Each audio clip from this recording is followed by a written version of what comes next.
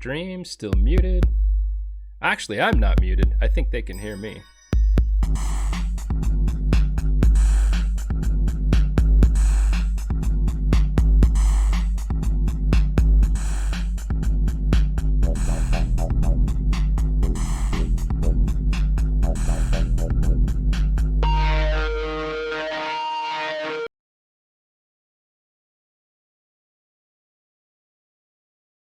This is just the main chat. Okay. Now, everybody, welcome. Great to have you here. Axie Chat, episode 42. We're so excited to have everybody here joining us. And we've got Enjoi with us. We're so excited to talk about what he's got going on and his new position with Axie Infinity. And man, it's just awesome to be here. Enjoi, you snuck off for a second, but you're back. I'm back. Welcome, everybody. Welcome, Enjoi. It's great to have you here. I don't know. I mean, we had a nice little announcement this week. It's always great to welcome new people into the family. You want to give a little bit of background about yourself real quick and just, again, welcome. Totally. Yeah, I appreciate it. Thanks, guys. Everybody has been so welcoming and friendly. I've heard people say that the Axie community is super welcoming and friendly, but it's kind of another thing entirely to experience it, especially coming from the Dota 2 space where it's a little rough. You know, those MOBA games, your League of Legends, your Dota, whatever else. There's something about that 5v5 solo queue that brings out the absolute worst in people. So this is totally refreshing and kind of like a dream come true in a lot of ways for me. I've been doing Dota for like almost 10 years now. I started in StarCraft 2 way back in 2010, did that for a couple of years, followed the MLG circuit around as an amateur tournament organizer, and then ended up getting into Dota. And after a couple of missteps finishing university, I worked at Beyond the Summit. They do a whole bunch of esports stuff in North America, Dota, Counter-Strike, Smash. When I worked there, it was just Dota, but I was mostly a play-by-play commentator, did some project management stuff. Then I left to start my own company called Moonduck. We ran a bunch of kind of like unique Dota tournaments. We came up with our own game modes. And we did, our big claim to fame is we did one official DPC Pro Circuit minor sanctioned by Valve in 2019, or no, 2018. One of those years, did it a couple years ago, but it's the only official Valve Circuit event for Dota that had an alternate game mode. It was Captain's Draft instead of Captain's Mode. So pretty cool that we were able to do like a meme style event sanctioned by Valve and, you know, be able to pull it off with like a live audience and all that kind of stuff. So I've been doing that for a while, kind of one foot on base as a commentator, one foot on base as project manager, sort of company manager, whatever. You know, the startup world, you have to wear a lot of hats. And I've known Alex or Psych Out for a couple of years now. In 2018, we connected when I had a little crypto project, a little Prisoner's Dilemma simulator on the Ethereum blockchain with another Dota talent that had just graduated with a degree in computer science. So I've played around with a little bit of blockchain stuff, sort of been watching from afar while I've been overwhelmed with Dota events and work to do over there. And yeah, I think times are changing. I'm ready to hop on to this ship, dude. I remember talking to the guys early on and just saying, I think you guys are really onto something here. And the more I've learned about the community, the more it's reaffirmed that assumption. Absolutely. No, the community is freaking awesome here. No doubt about it. And, you know, I've played my share of League of Legends, definitely looked into Dota 2, played tons of Warcraft all through all the different series. But yeah, there's something about those MOBAs, man, that just brings it out. I actually, there's parts of it that, no, I hate the toxicity. I'm not saying that I like that at all. But there's parts of it, like playing Clash Royale and stuff like that, with the emojis and stuff, when you really get somebody. Like I was talking in chat today, and I can't remember who it was, but I think it was Chris Barbecue. He was showing an Axie that was, did you see that had the back door but had no damage, basically no damage parts. It was hilarious. And he was just saying like how hilarious it would be, you know, in a match to finish somebody off that you were going to win no matter what, with basically just a pumpkin, hitting them with a you know, a little owl pumpkin to clear. I thought that was so freaking hilarious. I so did there's that in parts PUBG of it. once. Yeah. So So I won without dealing any damage. that's First awesome. place, 0 damage done. That's real so cool. feat of strength right there. You got to get lucky that he just died in the blue and couldn't find me. So, you know, that's a 1 in a million game right there. Yeah, Anyway, PUBG's fun too. No, that's cool. Yeah, it's been a minute since I've played a little It's okay. PUBG. Yeah. They added bots to it, which I think has really taken away from the game. Now, when you kill somebody who's really bad, you go, "Oh, that was a bot that was just standing there like a target dummy." It Right. takes away from it a little bit. I miss the old days. For sure. Yeah. Yeah. Well, so I definitely want to talk about, the announcement. I just put this slide up for people who are listening on the podcast. I put the slide up about the announcement. This is from Psych Out from Alex, kind of giving some background with you, Ziori. And again, I never know for sure how to refer to people. Is Ziori good, or do you want Andrew, or? Yeah, I'm super flexible. Okay, That's kind good. of So my am I. thing Yeah. in every regard. Whatever pronoun you want, handle, name, Ziori, Ziori, you just go for it, man. I'm like a tumbleweed in the breeze. I'm just happy to be here. The fact that you guys care enough to ask is really enough for me. So no, it's all good. We love Super Axie. flexible. We love everything that happens with Axie. We love paying attention to it. So I guess one of the things I wanted to kind of see what we can get from you about the future of the esports scene with respect to Axie Infinity is kind of how you see things going, maybe some goals you have, maybe some ideas that you don't mind sharing, if any of that's possible. I'd love to hear anything you have in that regard. Yeah. Yeah, so I have some drawing board ideas. I can definitely also speak from my experience. I think this next month is still going to be filled with a lot of data collection. And this last week, I've been just going through slowly talking to different folks in the community, some artists, some commentators, some event organizers, just to try to get a lay of the land, right? I feel like I have so much catching up to do because 3 years in crypto is like hyperbolic time chamber. So much has happened. You guys have so many personalities, and now the community is. I mean, we're over 100,000 daily active users now, right? That's like insane. we just 110. yeah, there you go. We're still pumping. So shit's getting real wild. I mean, they told me that it was about to be a turbo growth period, but man, way exceeding any expectations I had coming into this thing without a huge amount of knowledge. But a lot of my thoughts come from Dota. I think there's a lot of really awesome aspects of the Dota space. I love that game, but one of the reasons I started doing events in that game is because it had an ecosystem that allowed third-party entrepreneurs to actually do stuff. There's a story that I've told before on my stream where I was at PAX East in like 2014, something like that. I think it was when I was still employed at Beyond the Summit. And I was sort of just there on holiday, and I was at one of the Riot after parties, and one of the Riot employees recognized me and said, "Oh shit, I had dreadlocks at the time, so I was pretty recognizable." So oh shit, you're that Dota commentator.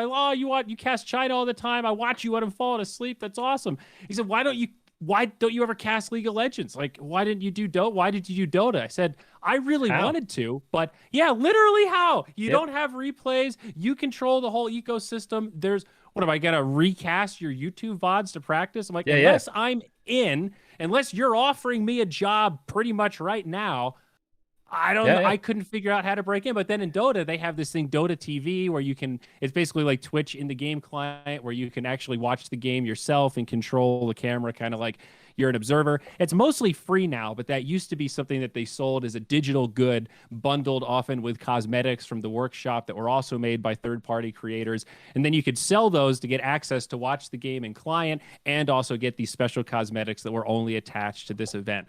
And weirdly enough, the Valve ecosystem with the workshop, they're not exactly NFTs, but they have a lot of the same characteristics. It's all centralized through Valve, but there's definitely some crossover there in the vibes, let's say. There's probably some people in that community rolling their eyes right now because there's a lot of NFT FUD over in my space, unfortunately, or my X space, I guess I should say. But I love the idea of trying to create this ecosystem where Valve is sort of encouraging people, providing the backbone, kind of pushing people along, but fundamentally it's really driven by third parties, right? And it all started with the first international, with Valve saying, hey, we're going to show you guys that we're going to support this thing. This is the catalyst that's going to ignite the confidence of everyone else to start investing their money, resources, time, effort, all that kind of stuff. So I think that's first up. Yeah. It's interesting, just to interject real quick. My son and I, we both played League of Legends. We played tons and tons of games, StarCraft, everything, right? We have a great time messing around, playing games and stuff together. But League of Legends, we got kind of serious about League of Legends for a minute, and we even wanted to run some tournament stuff. But like you said, it was virtually impossible. Like, I don't even know how we could have really done it. There are a few private sessions out there, but it's really hard to manage. Like, you have to set up the teams, you have to do it all. I can't even remember now. It's the test side or whatever. You know what I'm saying. It can't be in the regular queue. You have to do it on like private servers the or private whatever it is. I can't remember. Yeah, exactly. So yeah, that gets me so excited about Axie Infinity, you know, because my son and I, we did do a tournament. He's gotten too busy, so we haven't done that for a bit. It was the Axie Bash that we did, but it worked great. I mean, we were able to do it. You know, it's really pretty much open to anybody. They can do a tournament, and it's easy to organize comparatively. So yeah, I'm excited. I'm excited to see what you're going to bring.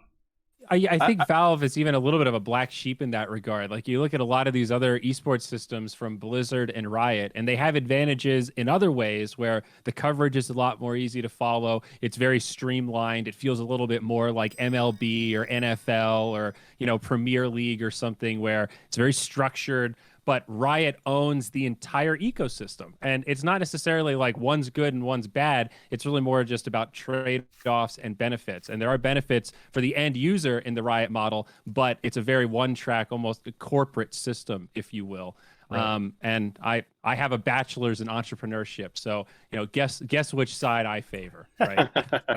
Same. We've got some similarities there. I do want to draw some comparisons between that space and the crypto space. It's funny because back in like 2014, I was a heavy MOBA player, and I was also heavy into you know, the beginning of the crypto ecosystem, or not the beginning, but, you know, as it was still kind of finding its mainstream appeal.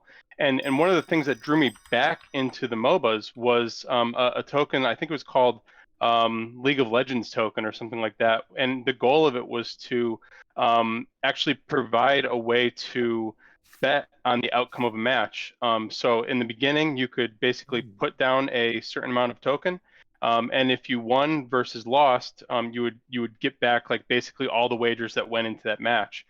So it was the very beginning of like this kind of mashup of these really mainstream games versus the crypto market. And I don't think it went anywhere. I bet it doesn't exist at all anymore.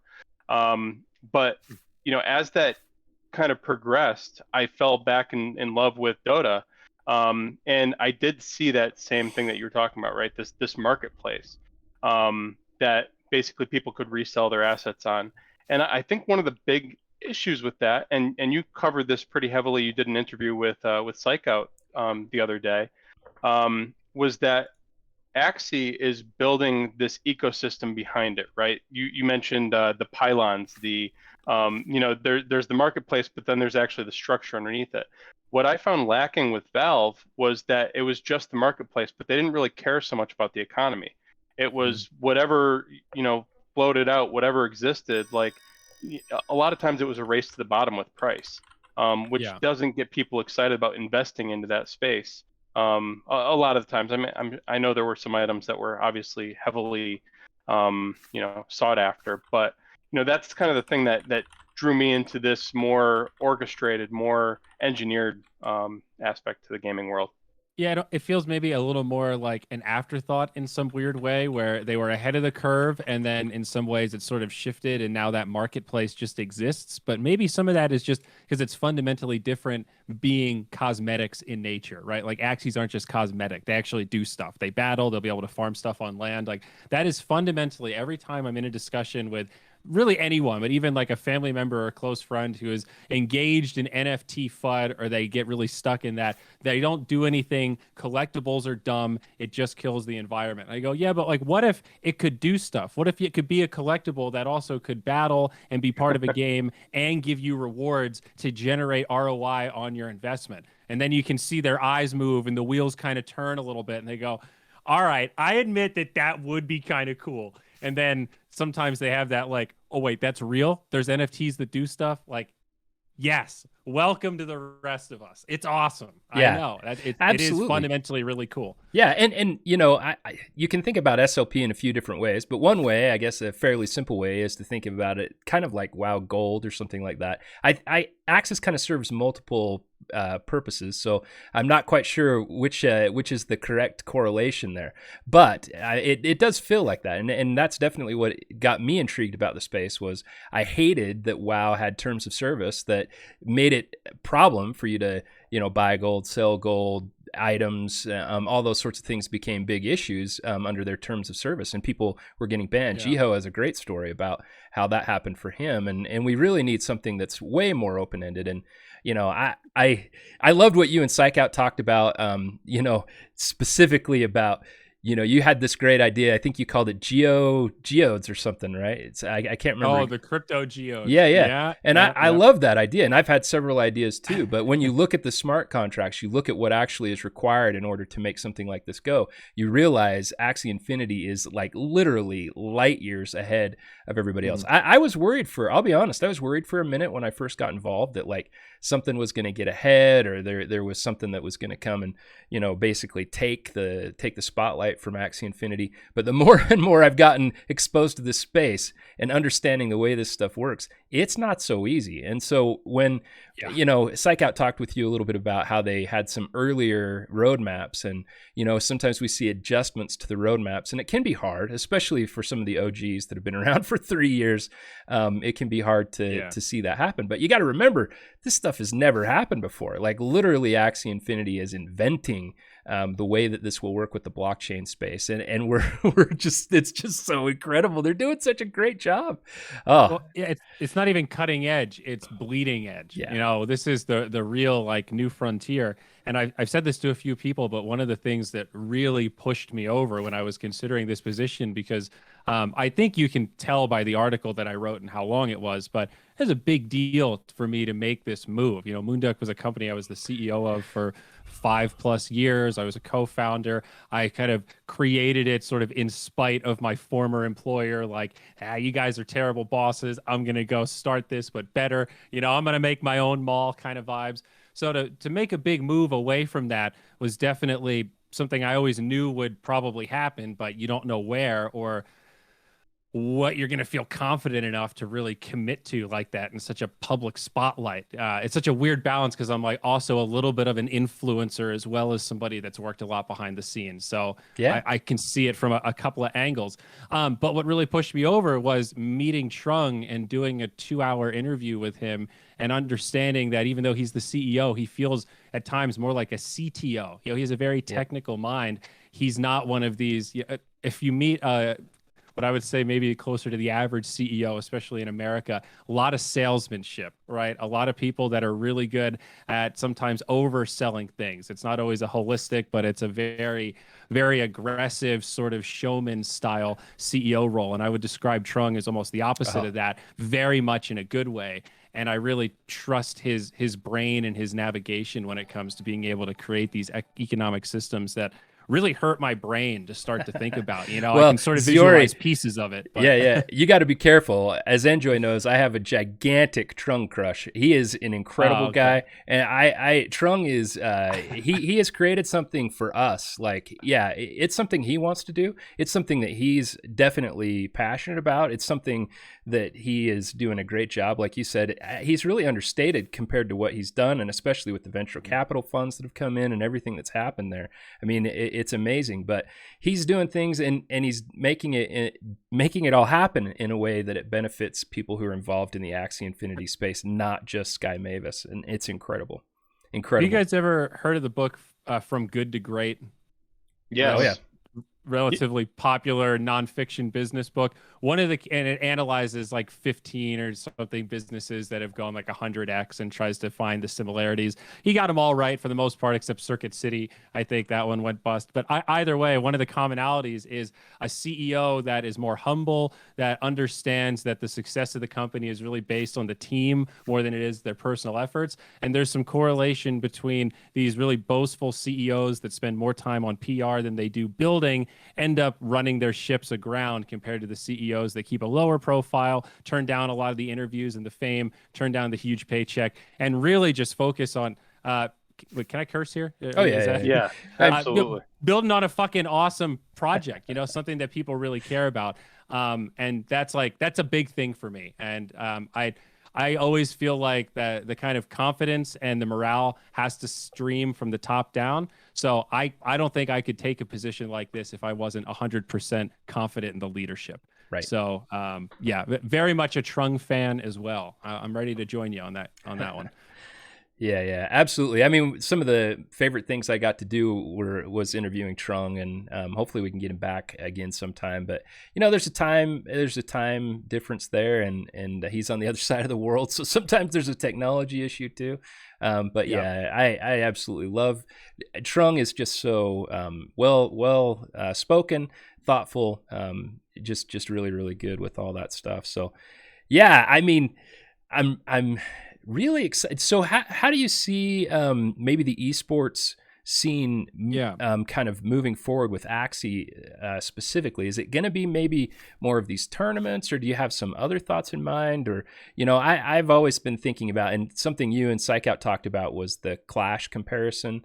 I am a fan of Clash of Clans and Clash Royale. I think that those are fun games. I don't think we want to just be a copy or anything of those, but it seems like there's the potential for a really broad space with both the SDK, like the map editor and stuff like that. Like there could be a lot of different styles of games. Right now we have Battles version 1.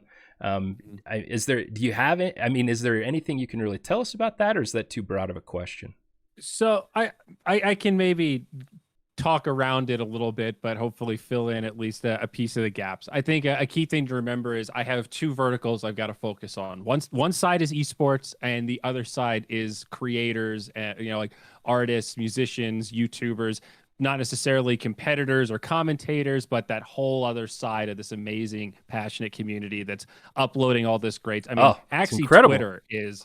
I mean, I thought Dota Twitter was kind of a big deal. Axie Twitter is insane given the size of our community. I don't know if there's I can think of an appropriate comparison of the engagement level I'm seeing regarding Axie Twitter. Just a simple, hey, look, guys, I bred a couple of aquas. That's like a 60 retweet affair. I mean, I can count on one hand the amount of Dota tweets I've got that are over 60 retweets. So anyway. As I said before, a key part for the esports side is going to be enabling third parties. But I think the intersection of creators and esports is really where we start jiving. We are going to be a little patient. Like one thing that has been really instilled in me since I've come on board is this idea that it's a marathon, not a sprint. So I think our dev cycle is really focused on building things properly and not being afraid to slow things down if it's not ready to ship. We're not trying to chase like a bull cycle or rush into out of a bear market or something. The dev cycle is what it is, and if you believe in the product, we can start to outpace some of those big swings just by virtue of our stuff does stuff, right? That's the simplest way I can frame it for people. So I think it's going to start with some more engagement on the creator side. I think we have a lot of really awesome creators that just need a little reminder of how appreciative we are. And I think we're going to try to find some ways to spread the love in terms of, tokens and opportunities for contests and ways to show off your work. I think just trying to showcase some of the awesome work that's out there. We do an okay job of that right now on the Axie Twitter, but maybe doing a little more of that could be awesome as well. On the esports side, I think it's fair to say, like my personal goal, I still have to champion stuff and get it approved, but I want to do one big tournament in 2021. That's kind of like my first personal goal, amongst some other things as well. On the esports side, I want to do a big international event that has a couple of stages, something that's broken down into a couple different regions, so it's friendly to various time zones, right? Something that would take place over a couple of weeks or some time period where it's not just jammed over 1 or 2 days. And something that would be definitely kind of the biggest prize pool the Axie universe has seen so far in the esports space. So That's pretty broad, but at the same time, I think I've looked at a lot of other similar sort of card games. I think Magic the Gathering has a really interesting competitive scene. I'm really not a fan of Hearthstone. I think that game has a lot of issues, but I think it's impressive the esports infrastructure they've built around a game that I don't think is particularly. I think Axie's a better esport than Hearthstone is. So I see a lot of potential in their model and their potential league system. We got to take a couple baby steps to get there. So is some sort of like big Axie league that ends in, an Axie World Finals in the cards? Totally, potentially, maybe at some point in the pipeline. I like that. Definitely not this year. Totally, potentially, maybe. That's a good way to do it. I like that a lot. We're really data focused, right? So it's hard. I can't overpromise with too much. We're definitely going to run some experiments, see what comes back. If for some reason it comes back that esports has no engagement and nobody wants to play in it and nobody cares and the dollar per dollar analysis isn't there, then we'll find another way to support our community and do some fun stuff that'll be a little less focused on the hyper competitive side. I don't think that's the case. All arrows are pointing towards esports is going to be awesome. You guys already have this budding scene. There's all these great tournaments that have been run that are, getting hundreds of viewers. I just watched one this past weekend that was super fun. So I think we have set the stage for an awesome esports scene to explode with a little bit of infrastructure and a little bit of support from our side.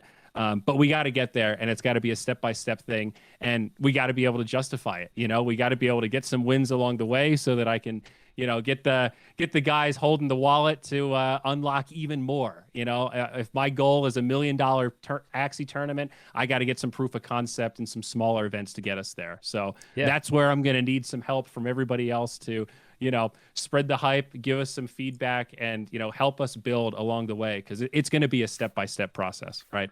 Absolutely. And we've got great, exciting esports casters already. Enjoi? Yeah, Ziori, I was going to ask, and he's right. Our community's kind of been forced to run itself for a long time, and I think that's for the better of the whole community, right? We've grown and we support each other because of it. Everybody's putting in hard work. So I guess one of my questions is, how do you plan to work with these people who have already put in a lot of blood and sweat, to get things to where they are, and not displace them, I would hope, at least completely, but enable them to move forward, I guess. That's a really good question that has a tough indirect answer that's sort of it's a balance, because I think to enable a system where third parties thrive, we need to do, I call it third party and first party. So first party would be like a Sky Mavis event, like sort of the equivalent of like a Valve event, right? If you think about the International, doesn't really have any sponsors. Like maybe there's a production company that runs it, but it's just like a Valve tournament. If there were an AxieCon tournament, that would be like a purely kind of Sky Mavis run thing. AxieCon. Makes sense. But there could be like majors or qualifiers in different countries along the way that could be run by third parties that are sponsored, supported, whatever, by Sky Mavis. But fundamentally, it's a third party that owns the event, could sell other sponsors, monetize ticket sales, that kind of thing. That's sort of the balance that I would like to get to and scale to in the long term. I think it'll be a little bumpy getting there. We'll probably need to do some events where it's, what's the way to say this? So when you think about the International, I worked the TI 5. So I've been to a lot of TIs where I was not included. And most of those years, you never really get a no. It's kind of this nebulous, just it clicks one day. Like, I guess my invitation got lost in the mail. I'm not going. So that's sort of like a brutal feeling. And one year they actually did sit down and say, hey, we see you're at this event. You're doing great at this major. Love the enthusiasm sport, but there's just not a spot for you at TI this year. And they were very clear to say, it doesn't mean you're not doing well. It doesn't mean we think you suck. It just means that we're doing a specific show. We already have people in mind for the specific roles. Fundamentally, this event is on such a big scale. We're hiring people almost like actors. We have a casting director. We have specific roles. And we're looking for the best talent to fit these roles. Are you a valuable person in the community? Yes. Do we want you to keep running third-party events? Yes. Are we excited that you're excited? Absolutely. Are you coming to TI? Fuck no. So That really sucks. I've been on that side of it, but I also get it. And much better to have I'm honesty and clarity. I've always felt that way. Yeah. So, and it is hard. And sometimes people get lost in the shuffle a little bit. And, so that's why I'm trying to, we're moving tactfully slow. I'm spending some time in this first month, like doing some of this, like user research, doing these interviews and trying to figure out who all the players are before we start making any like serious decisions. Cause I need data to be able to make decisions. So I'm trying to do my best to mitigate some of that. But I think it would be arrogant to say that I have some kind of foolproof strategy to make sure everyone's included and that we execute to every expectation that I have to meet internally. Hey, I gotta tell question. you, I'm gonna jump in real quick, Ziori, no, absolutely. because the attitude that you have, the approach that you're taking is absolutely the reality that we need in the space. So I just applaud you. I think that it sounds like they've got a great person for this spot, because you're gonna have to make some hard calls. You are, and it sounds like you're willing to, and that's extremely important in the position that you're in. I'm definitely gonna try my best not to screw it up. That I can promise. Fair. I mean, that's all we can ask, Ziori. And I certainly didn't mean to make it sound like you might be replacing people. Obviously, that's not the case. The goal here is to build community. And we've seen people who have been hardcore into Axie who have taken this time to create stuff. And they've stopped over time because they didn't have the funding to do it. Creating the promo videos and putting all the time into it, and taking out weekends just doesn't make sense long term. So I love seeing that they're putting somebody in place to really kind of oversee that and grow that side of the space. Well, it needs to be in a more dedicated fashion. I mean, Enjoi, you're right. I mean, it needs to be grown from within, right? It needs to be grown within the team as well as with the community. And there's going to be partnerships along the way. I don't think you're not saying that there's not going to be Ziori, of course, but it's going to be something that's intelligently decided upon, that good choices are going to be made. And I'm excited, man. I think that sounds awesome. It's going to grow in cycles. Like one big question that was thrown back to me internally, and rightfully so, when I've kind of pitched it, like when I said, hey, I want to do some sort of regional big event this year. I got 6 months runway. That's my big goal. Who's casting it? Grand finals come up. Let's just say it's a $10,000 tournament. Just throwing a number out there, right? Something super hype. Biggest tournament we've ever seen in Axie. All these eyeballs on the grand finals. Who's covering it? It's like we have a couple casters, but at that, like some of those casters might even want to play in an event of that, right? We have this issue as well where in a game like this, you don't have that traditional play-by-play and then hardcore analysts like you do in the MOBA space where I come from. Both commentators kind of have to be like high top 200-ish kind of color commentators. Like there isn't really a true play-by-play just presenter, I would say. You both need to be semi-competitive at the game to be able to talk about the game at a semi-competitive level. And we're still at the point where if you're semi-competitive, you probably want to try your hand at playing in the biggest open tournament that's ever happened in Axie. And it totally makes sense that we don't have any like dedicated, hey, I'm the Axie commentator. I'm like a top 200 player, but I like talking about it more than I like playing in tournaments because we haven't had enough tournaments for that job to exist yet. So it's totally reasonable that there isn't really a person with that ideal casting resume that has the chops that is like, no, I'm just a full-blown caster, priority one. I know we have like I've seen Chief and Axe. Those are the two commentators I know. Do we have anybody else besides that? Who educate me here? Who else do we have cast in events in English?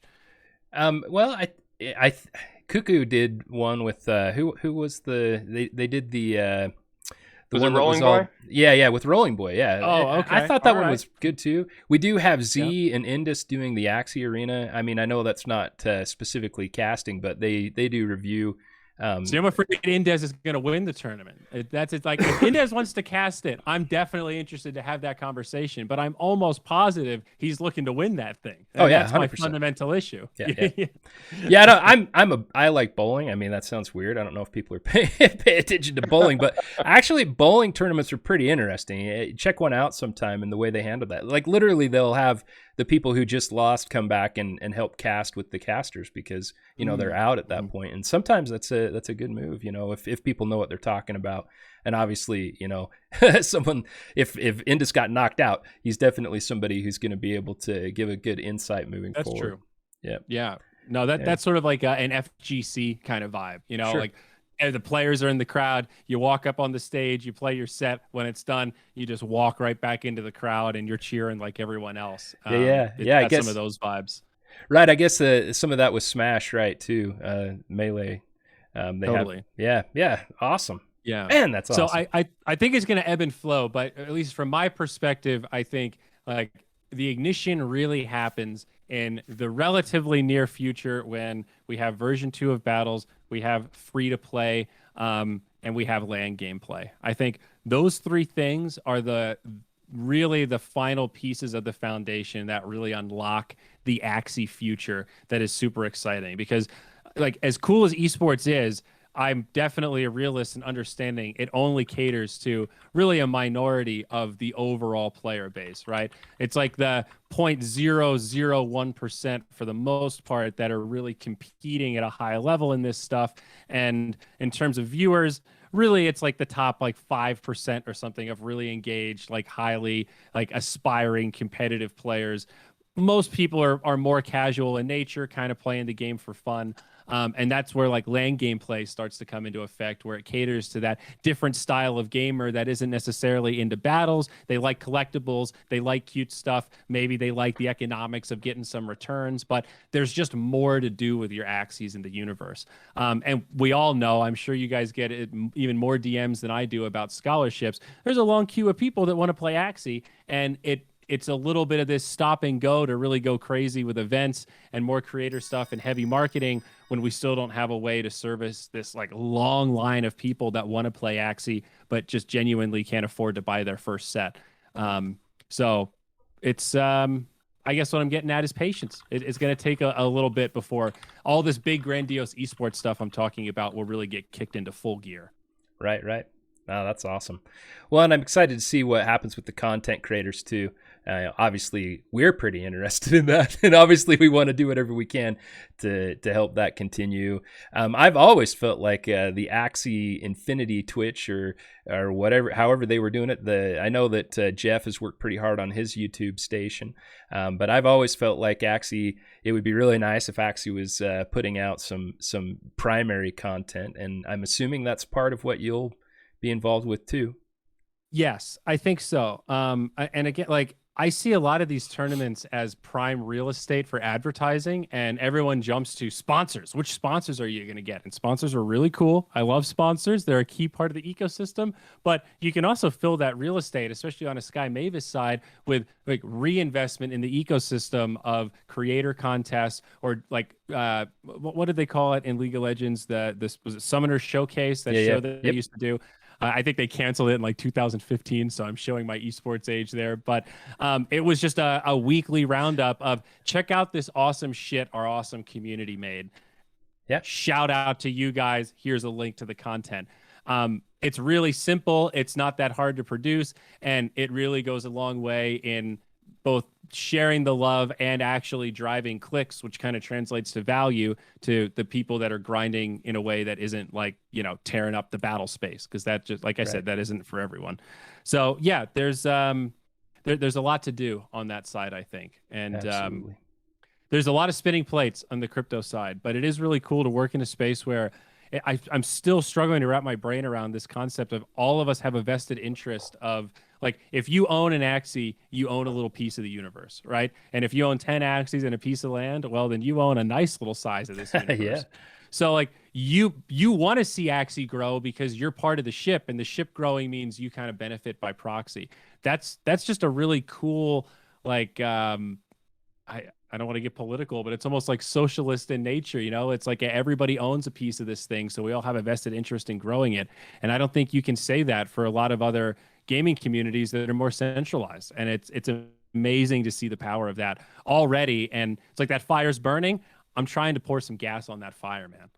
Yeah, it's like community-ist. I don't even know the word for it, but yeah, you're right. It's like we talk about it a lot of times that the rising tide raises all ships, and that's exactly how we see it. We want to see more diverse ownership. We want to see more people involved. We want to have people who are in deep, and we want to have we want to have a broad base of lots of people who are involved. And yeah, man, I love your energy. I love also just kind of the space you're coming from. Clearly you've known about Axie for a long time and you've been involved, but in some ways, I saw a post that you were just kind of starting a fish pool. You were starting your own little breeding pool with aquatics, man. And I love that. FOMO is a really real feeling, and I've definitely been caught up in it a little bit. I keep having this thought experiment in my head of, all right, in 2018, the Axie team gifted me 3 Axies that I think were decent for the meta at the time. Now they're pretty garbage, but then they were okay. And I had it on my to-do list to log in and play with them, and every day it just kept getting pushed a little bit lower priority. And after a few months, I kind of just gave up and said, I don't know what's going on with that game anyway. Who cares? And circle back 3 years later when Alex first reached out to me about the job. I pulled out that old seed key and loaded it up and went, oh, holy shit, those Axies are still there. And I keep thinking back, if Alex had PM'd me or DM'd me rather in 2019 and said, hey, there's this land thing, here's the chest, here's the prices, they're for sale, it's really cool, here's the value proposition, I don't think I would have bought it. Right. I really don't. Like, I don't think I would have bought into the vision or the idea of digital land. I think I just would have bought into the FUD. So as much as I want to say, I missed out, I wish I could go back and buy a bunch of those Mystic chests, I really don't think I would have, even if I had the opportunity. And that's an odd thing to kind of digest. You're right. Enjoi and I talk about this quite a bit, and we see it in chat. I mean, the issue is, back then, it was a huge risk to do something like that. It really was. Right. And so the reason why people want land, the reason why people want Axies now is because now they have actual clear ascertainable value. Like, we know that there's a market for these things, and we know that people want them. We know that there's a great future ahead for Axie Infinity. Now we're seeing adoption that's off the charts. And all these things, that's why people want it now. That's why it's so exciting now. And actually, you don't want it to go cheaper, guys. You absolutely don't. Because if it is, that means that interest is waning, and that means that the value is retracting. So a little baronar lecture for the day, I guess. But that's just plain economics. The reason you want them is because they have value. So... Yeah, well, so I had the same kind of feeling about breeding a little bit, and I feel like every interview I do, I get a little stronger feeling of the Axie FOMO of, because each player has their own little angle. Some people are like 100% into breeding. Some are really more into art and kind of play the game tangentially. Some are really 100% collectors and don't really do anything beyond just collect. Some are into the economy. They don't even give a shit about what the game is. They just love being able to buy the dip, sell at the peak, and then just keep making money in between, because that's a game to them. Oh, I've had friends that did that in WoW. They didn't even play WoW. All they did was go into the marketplace. It was all just a trading game to them. It was just how much gold could they earn. Yeah.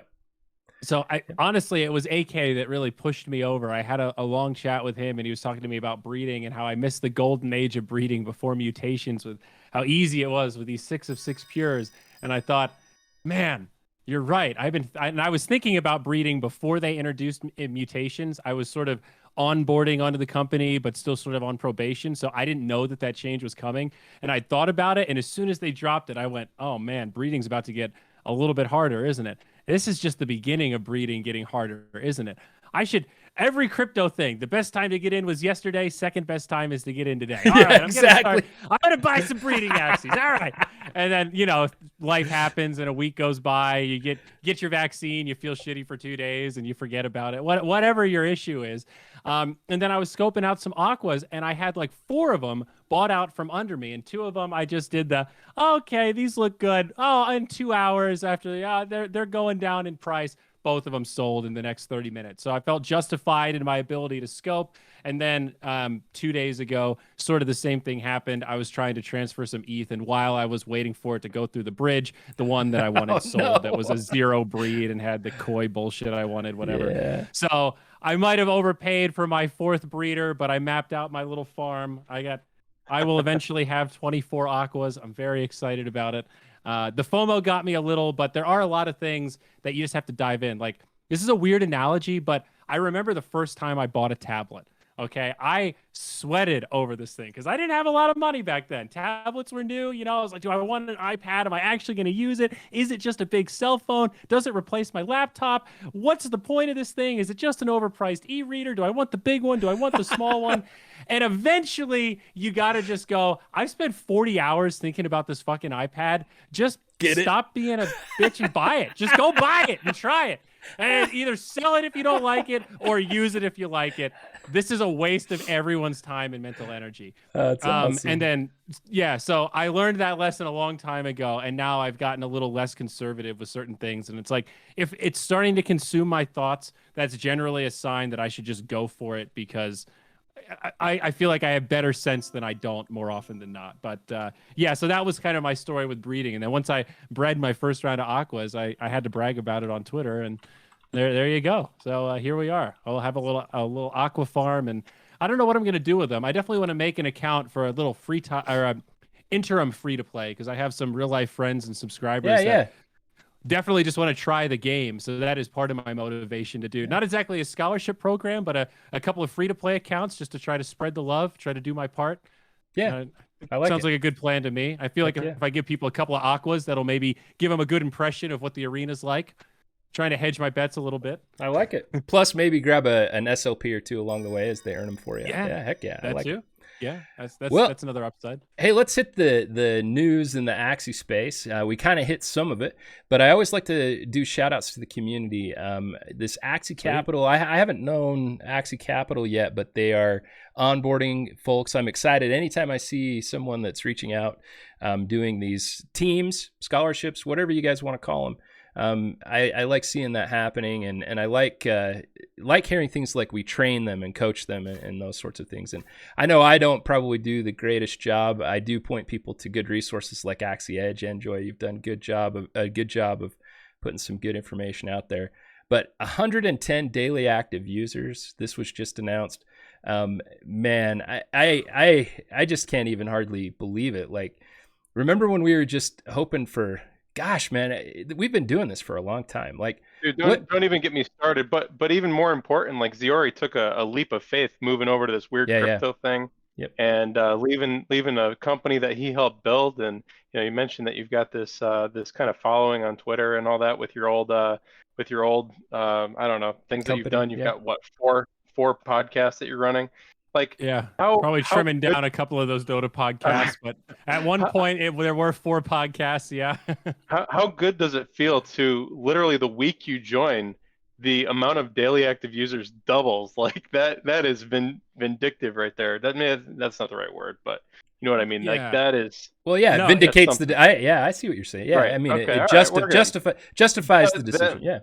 I was thinking exactly. Yeah. Justify was the word I was going to use. No, totally. I mean, I knew a little bit about the Series A before it was announced, like as I was going through the hiring process. So that was also a key part of like, wow, it seems like everything's lining up where this company's growing. This game has a solid ecosystem, and it has really the rarest thing in crypto, the test of time. As we've gone back to 3+ years is a long time in crypto, and that's having that proof of concept that you can manage an economy over a period of time and not grossly screw it up, and you can steer the ship. Like the Titanic references are real. It's a big ship with a small rudder, and little changes can have big ripple effects. So it's a lot of ways to mess it up and only a few ways to keep it running exactly the way that you want. Absolutely. I totally lost my train of thought. So I was going somewhere else with that, and it just evaporated. Well, I mean, it was a risk, right, to make this decision and to transition. Yeah, no, totally. And it does feel good. Yeah. I know that the haters are going to hate, and like, no matter how many daily active users we have, I'm not going to convince the people that are hung up on like the environmental impact of NFTs. So, in some ways, it's just crazy. I mean, I talked about that part of it last time, but another thing, like, folks, if you're listening to Axie Chat and you're paying attention, like, I don't know if these sorts of people are, but look, if you're trying to multi-account, if you're trying to mess around with the client, if you're trying to do time shifting and crap like that, go away. Like, you're actually trying to ruin the experience for people. Like, I love when Psych Out says that, we can't have nice things. And what he's saying there is like, we can have things the way they are, but if you screw around with that stuff, then all of a sudden it gets harder and harder, and they have to put ban waves in effect and put greater scrutiny and make it harder to access the marketplace, and that's why we have captchas and all sorts of crap that we have to deal with. So just knock it off. I mean, it's a great thing. Use it for what you're supposed to use it for. The real shame also is that I think what ends up happening a lot of the time, and this isn't unique to Axie, it's just, it happens in general. I've experienced this anecdotally, and I've seen it sort of in aggregate. When people get caught, they often double down and die on that hill. Like I was in a WoW guild that was run by like ex-MLG employees. So somebody got their account shut off for whatever, buying whatever exploit they were doing. And the leader of the guild was Adam Apicella. He was like COO, or I think COO of MLG for all those years. So he has connections at Blizzard. He said, you need to promise me that you didn't do anything. This is somehow a glitch. There's something wrong with the system, and I will run this up the ladder.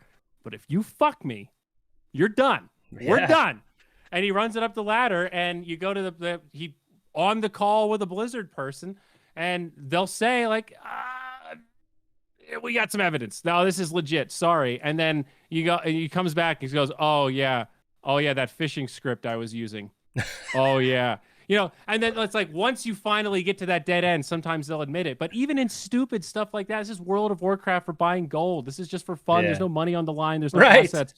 That's what makes that such a good example, because it's so minor and so silly, and people will still kind of double down like that. Right. I think don't risk your opportunity to be able to bring in an income. I mean, it's crazy. When someone breaks the rules and they have 5 screens and 5 accounts and they're playing all of them at the same time, and then they get banned, they don't just passively go away. They get really upset that they get caught, and then they come into chat and say, I didn't do anything wrong, and they start spreading that FUD as well. And then that's something else we have to tackle. And that starts to scare other people that are legitimate users that say, well, my brother and I play, we each have our own account and we play on the same Wi-Fi. Are we in trouble? It's like, no. If you're not doing anything wrong and you're just playing and you each have your own account and you're on your own Wi-Fi, it's totally fine. 2 accounts on the same Wi-Fi is not the only trigger. It's a whole series of things. Like, we don't want to ban people accidentally. That's like the worst case scenario for a developer. Why would you ever want to ban an actual real paying user that loves your game and wants to be part of your community? That is the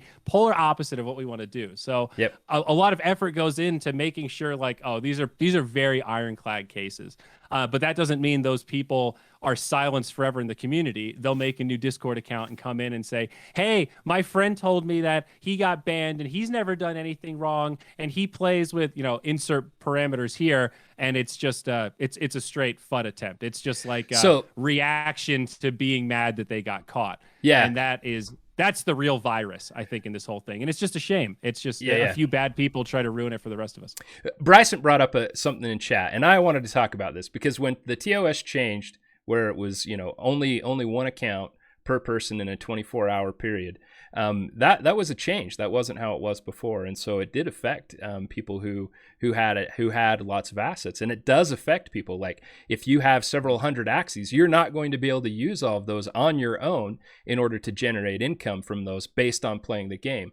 But the game is different than the assets, and that's where the decentralization is very, very powerful. So if you can come up with a system that you think is good, that can reward people, that people will like, guess what? I bet if you talk with the team and they can see it as being something worthwhile, you could probably get access to the Ronin chain in order to do some sort of game or other thing that could allow those assets. I mean, we're talking about like even Flappy Sushi and some of the things that already happened in the past.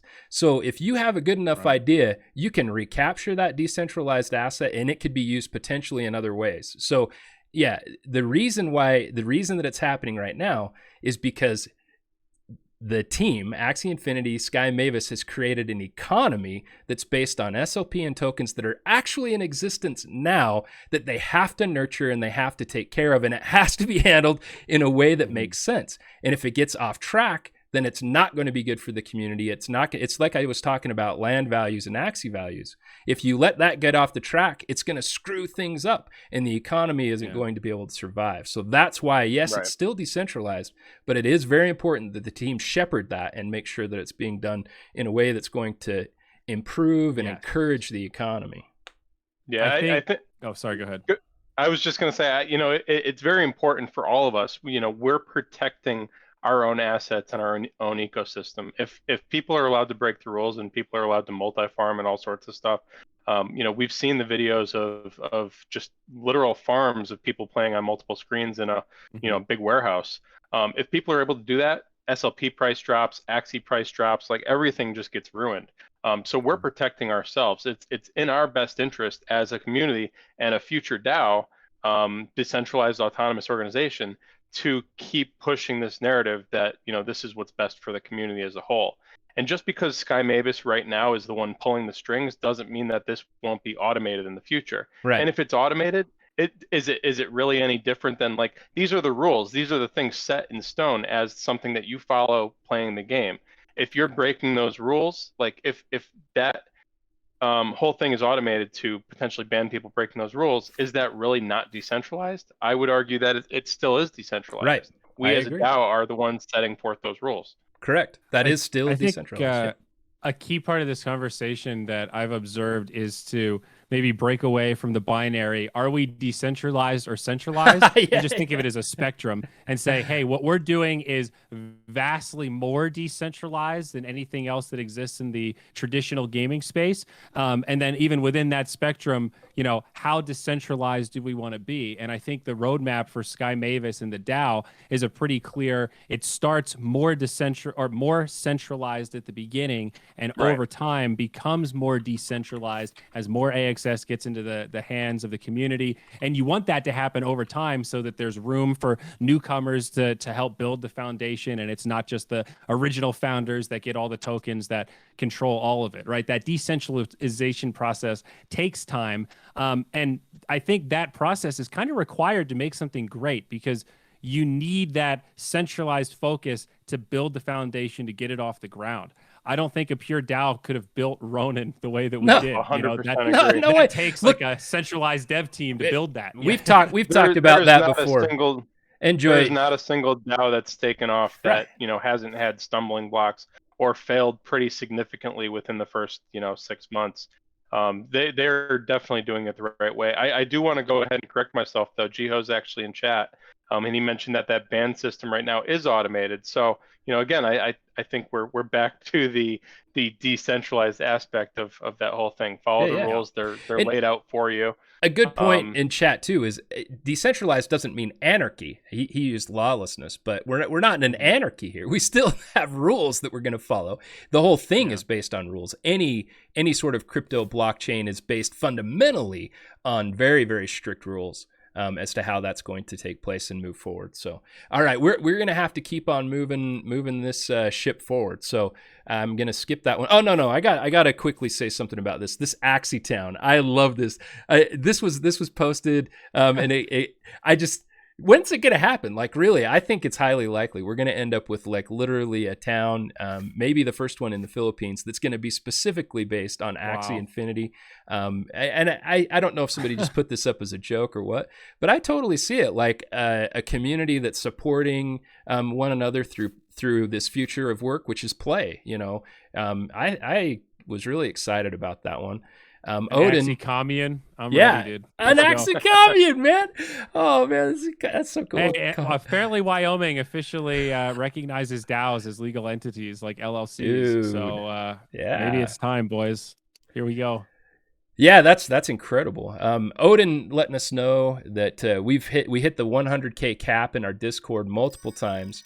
We had to prune a lot of people, but after the cap got raised to 250, we're already at 10,500. That just happened a couple days ago. So, gosh, I mean, my question now is, what do you think, guys? How long is it going to take before we hit the 250 cap? Dude, they had to prune it quite a bit. I mean, honestly, I think that we grew, I don't know, 20 or 30,000 people in this last week. I wouldn't be surprised if this only took us, 2 or 3 months. That's kind of what I'm thinking too, man. It's hard to predict. Now, like the ramp as part of Ronin is really one of the first steps of the barriers are getting lower, and the easier it is to access, the easier it is for people to get in. Yeah, I don't know, guys. I don't Odin think it'll says take 10 that weeks. long. I'm pretty bullish here. 10 weeks. That's Odin's actually realistic. I think it is actually. I mean, and Odin's been watching the numbers closer than anybody. I think that's realistic. Yeah. That's crazy. I feel like I'm just shilling saying that, but honestly, it's been explosive. The growth. This is I've never experienced anything like this. Absolutely not. Hey, we had a little bit of an Ethereum downturn, but I wanted to put up the economic measures here for the past 30 days and the last day and the last week. Man, it's just all-time highs regularly or close to all-time highs. We've been averaging over 3 million the last few days in the last 24-hour periods. For the last 7 days, it's over 21 million in 7 days. So just incredible numbers. These are not rookie numbers. These are very amazing. And again, these are even in the USD side with Ethereum kind of down just a little bit at least when I took this. I don't know where Ethereum is right at this moment, but it was down just below 2,500 when I took these screenshots. So, man, it's numbers. Incredible. Dude, there were a few days when we were as Jiho says, open normal. seas. We were outpacing OpenSea. So all of those projects, all of the NFT projects for the most part that are, out there doing $1 million in sales or whatever, there were a few days where we were over OpenSeas. Just Axie Infinity, just one project. It's just unbelievable to me. Amazing. Wow. That's incredible. Play to earn is real, gentlemen. That's what I see here. It is. It's incredible. This slide, Axie Infinity tweeted out from Dap Radar, that now #1 NFT project by monthly volume. So this is looking at the past 30 days ahead of CryptoPunks and Top Shot. And what I love about this is, with CryptoPunks, it's cool. CryptoPunks is awesome, and what they do is incredible, especially the value that's generated there with 10,000 CryptoPunks. But here we are. I like the volume play. I like seeing so much happening inside of an ecosystem. It's not just one whale buying a CryptoPunk from another whale. This is actual utility and gameplay and usefulness. So really excited about the numbers we're seeing here for Axie Infinity. Totally. I want to see that traders number keep moving through the roof. The volume is cool, but that number of traders is what I got my eye on, man. That's 100%. More Lunassians, baby. Let's go. More Lunassians. Exactly right. Exciting news about the treasury because breeding keeps going on and it's doing well. Axie Infinity, the access that's held in the treasury when I took this was almost 620,000 access in the treasury. I think that the price is ridiculously low. NFA, DYOR, and I just can't even believe sub $4 access. Gosh, that's just so dumb. But even still, this is an incredible amount of money being held already in the community treasury, and this is just going to go up. And when access actually returns to some value that makes sense, we're going to see that just be. What do you think? I'm curious what you guys think will be the fundamental breakout moment for AXS, like the next one where it's been kind of following the Bitcoin Ethereum roller coaster like everything else. I actually thought it might be a little more resilient. I'm curious. No, I'll tell you what when it do is. You guys think that inflection happens? Yeah, I'm pretty convinced that I know what it is. It's really hard to gain access.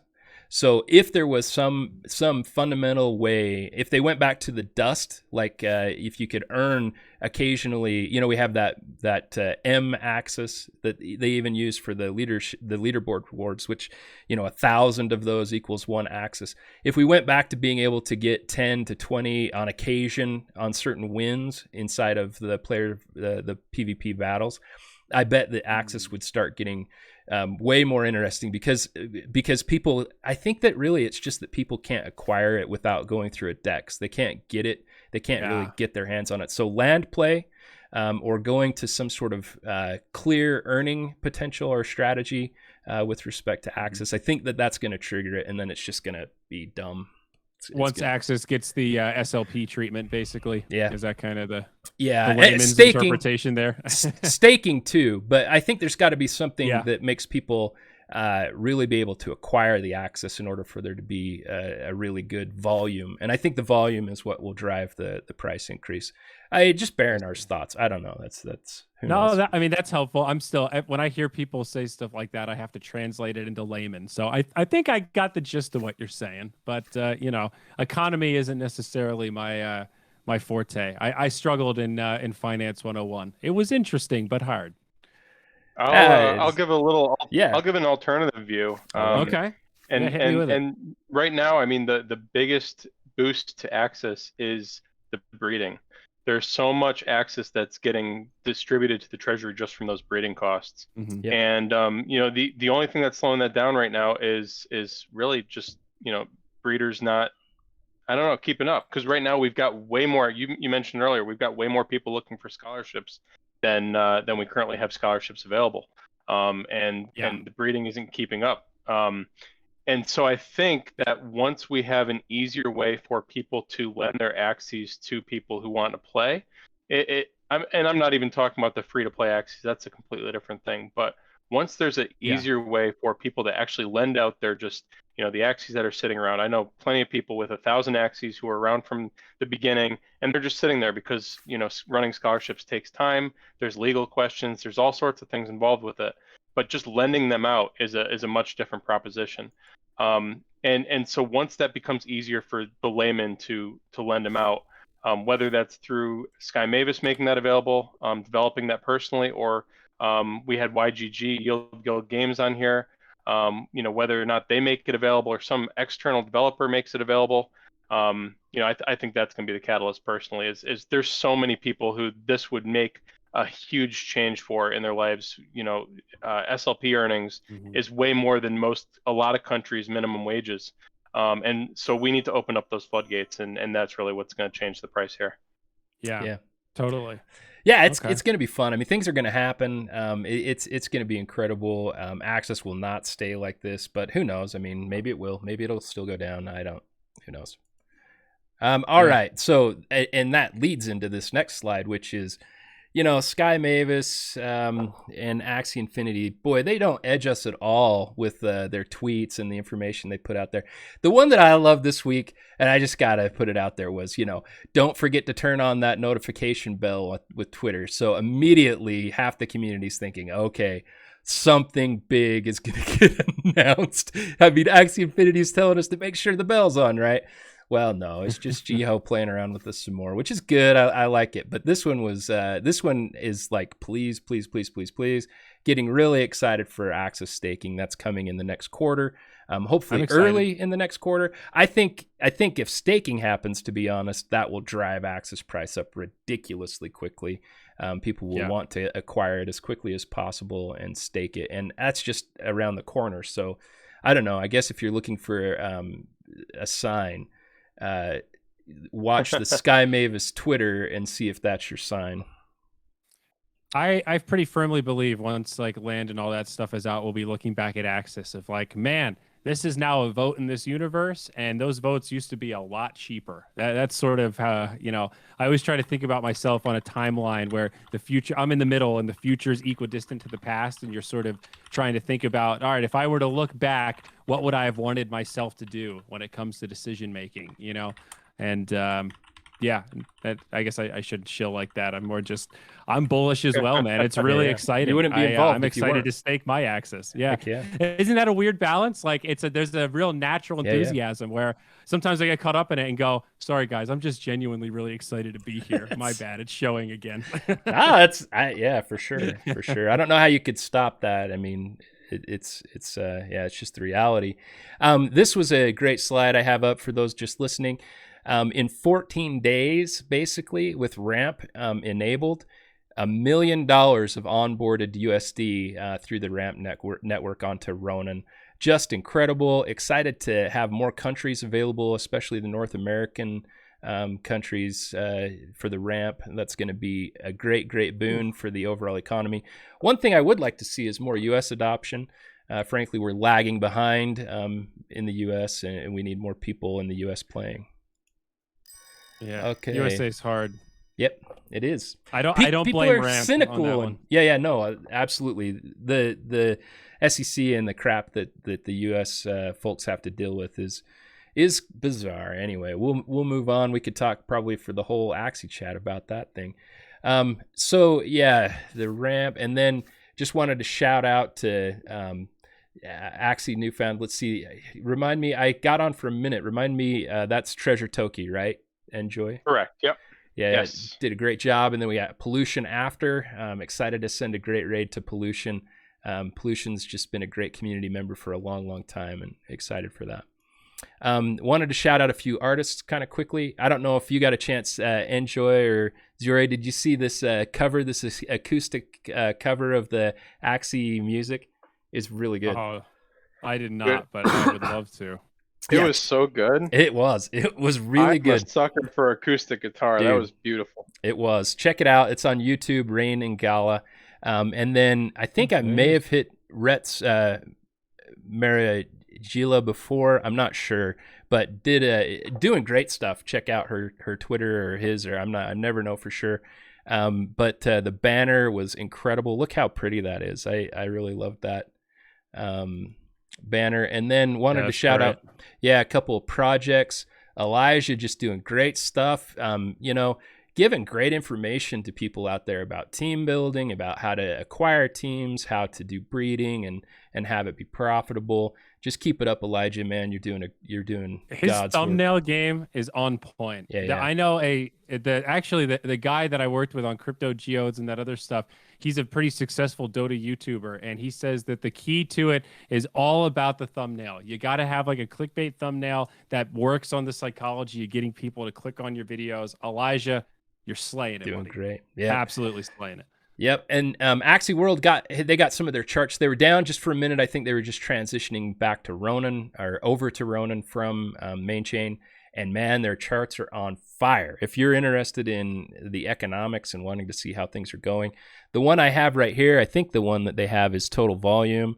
I remember that they're doing this on the one side it's total volume, and on the right side it's the daily volume. So just so you don't get confused by the two different charts there.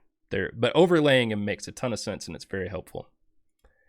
All right, so it's Even Up. We're 42. This week, the Even Up developer, Soichenhund.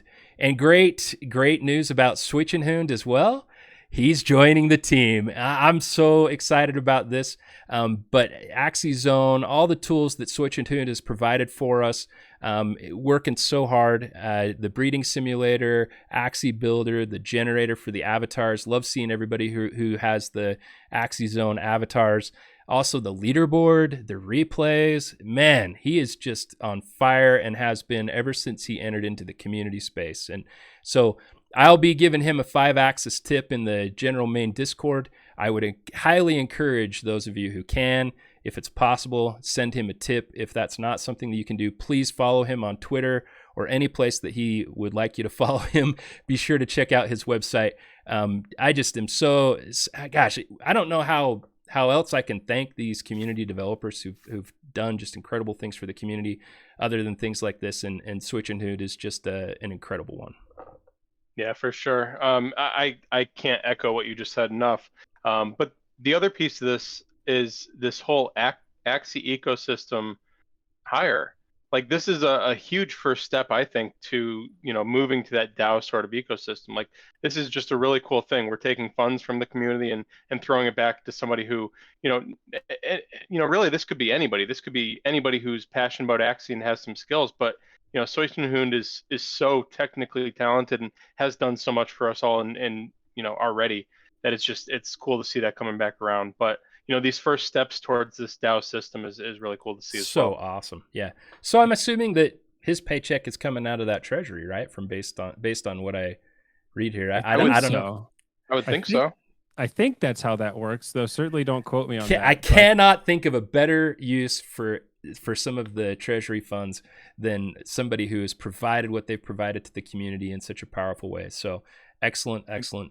Even as an Axie noob over here, these are some of the very first tools I use to try to understand, like, okay, how do I find a good bird? All right, how do I find a good tank? Like those basic tools of like, this is what the top 100 players do. Being able to put Axies in the breeding simulator and just be able to like theory craft out what can happen. Those are insanely valuable tools. So and I agree wholeheartedly. Jiho's he clarified this is from the ecosystem fund, which also makes perfect sense. Yeah, the eco fund. So that's awesome. So cool. There you go. What a great use of the eco fund.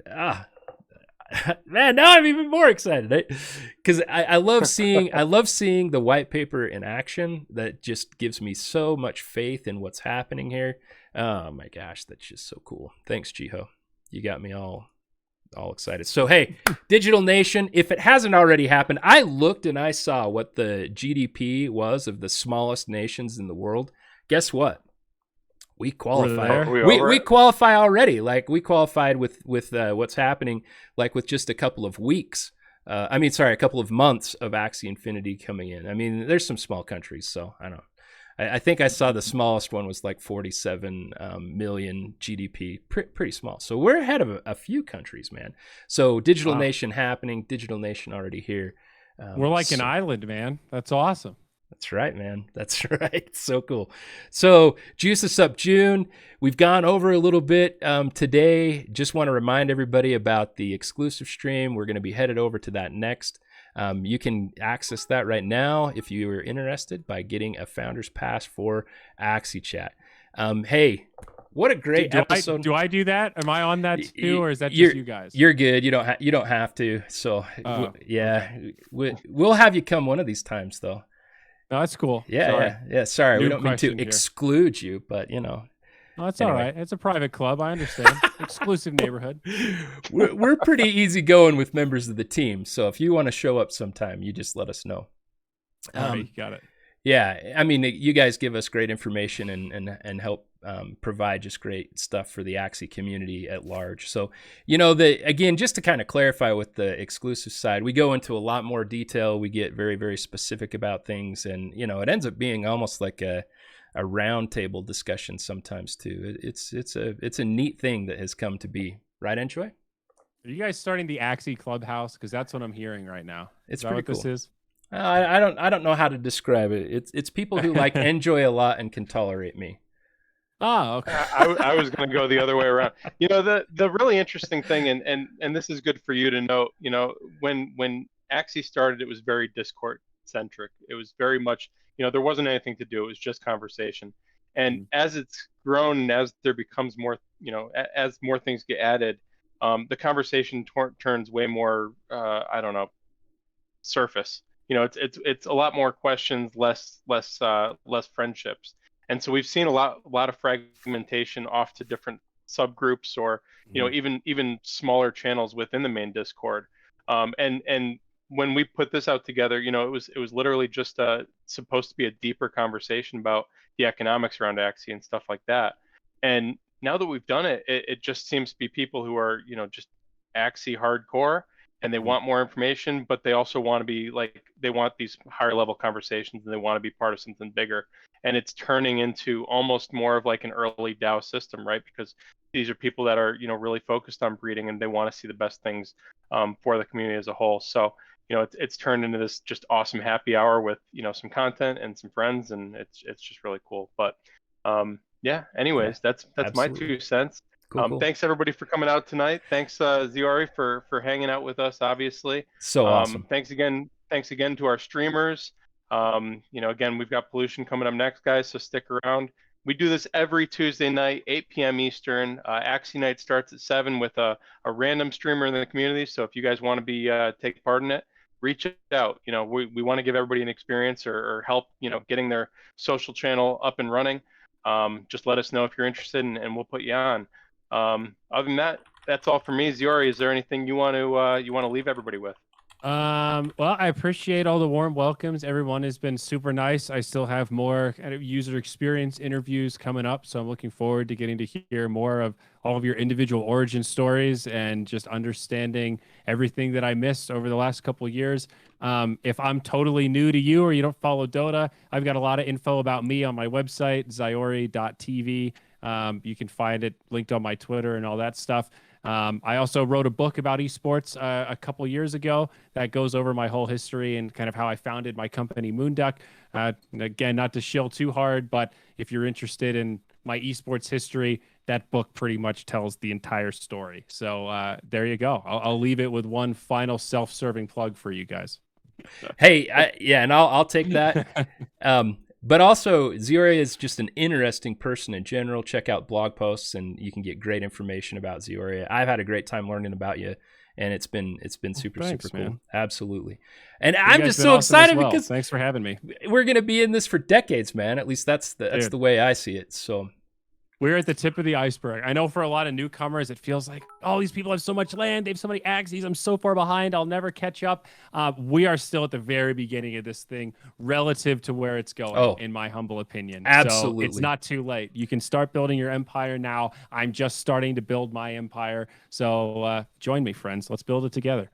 Everybody, Party Axie hard. Axie hard. Take care. All right. Have a great night in Lunasi, everybody. See ya. Peace.